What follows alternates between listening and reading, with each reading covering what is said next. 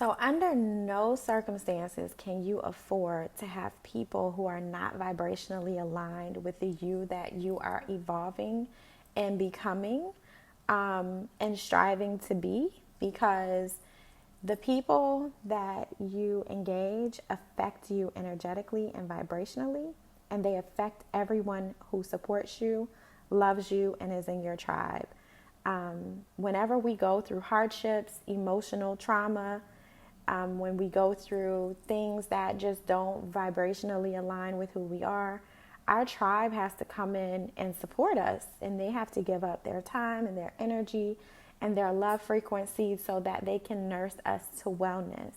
And we should not voluntarily enter into experiences with people who put us at a lower frequency where we're having to take up a lot of time to heal.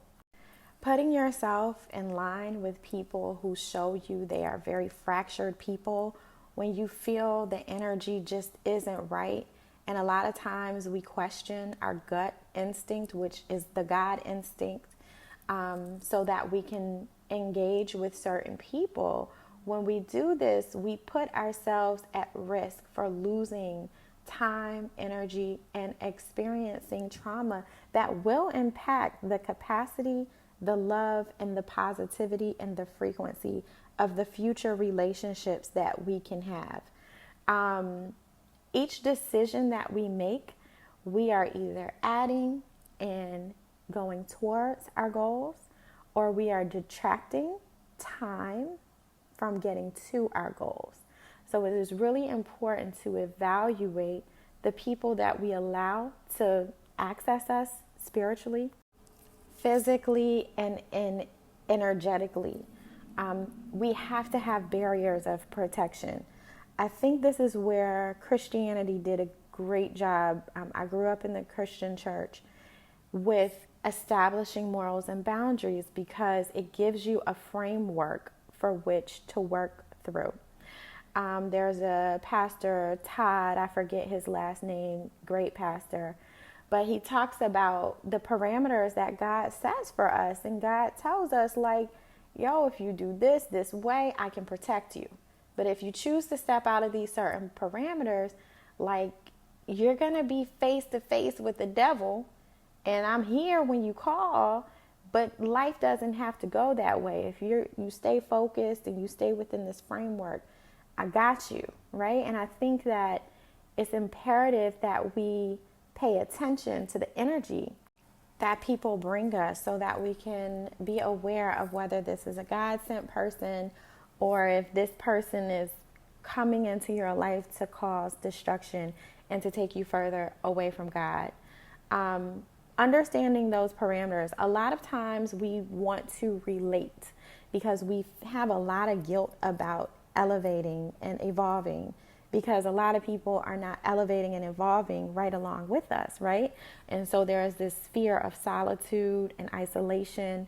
And then there's also the guilt that comes along with becoming something greater and having to let other people figure their journey out and not being able to comfort and validate them in their experience and where they are energetically. But we have to elevate, right? And we have to let go of that guilt because it is essential for our spiritual evolution.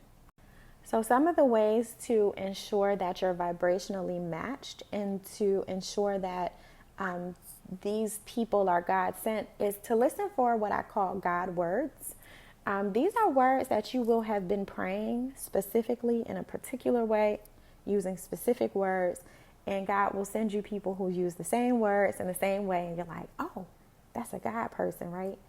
Additionally, I'm looking at the value system, looking at how these people handle you. Do they handle you the way you would handle them? And a lot of times we make exceptions and excuses for people, but no exceptions, no excuses. If I show up intentionally in a certain way, I expect you to show up in that way. And if you can't, we'll communicate about it. And we'll have to find a language that works for both of us. And if we're not both willing to work through that language that works for both of us, we're not vibrationally matched.